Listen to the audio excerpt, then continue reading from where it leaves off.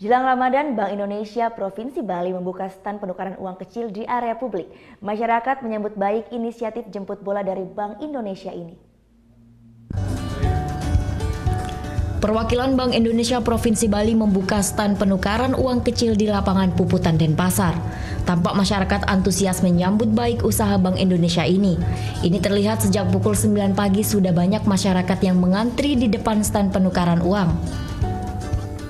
Alur yang harus diikuti untuk menukar uang kecil pada stand yang disediakan pun sangat mudah. Dimulai dengan mengambil nomor antrian, mengisi form yang disediakan sesuai dengan nominal yang diinginkan, lalu datangi stand sesuai dengan nomor antrian yang diberikan. Yang memudahkan masyarakat untuk menukarkan uang di stand-stand yang disediakan di sini adalah ini terbuka untuk umum dan kita tidak harus menjadi salah satu nasabah dari bank-bank yang disediakan. Dan kali ini pun Bank Indonesia bekerja sama dengan 9 bank nasional untuk melayani semua kebutuhan penukaran uang masyarakat. Stand penukaran uang kecil dibuka selama 10 Juni hingga 1 Juli.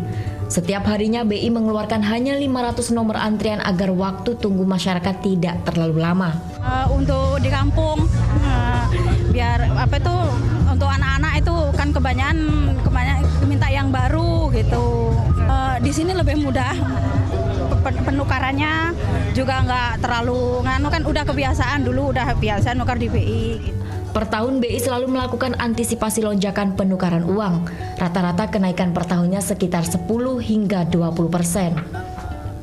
Karena antisipasinya kita menyediakan uang pecahan kecil lebih banyak tahun ini dengan asumsi berbagai macam asumsi seperti kenaikan harga segala macam kita juga pertimbangan dari kemarin-kemarin biasanya di hari-hari terakhir juga melonjak, kita juga sudah antisipasi.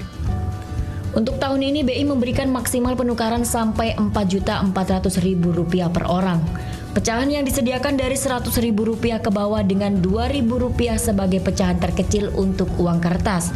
Sedangkan untuk uang receh mulai dari pecahan Rp500 hingga Rp50.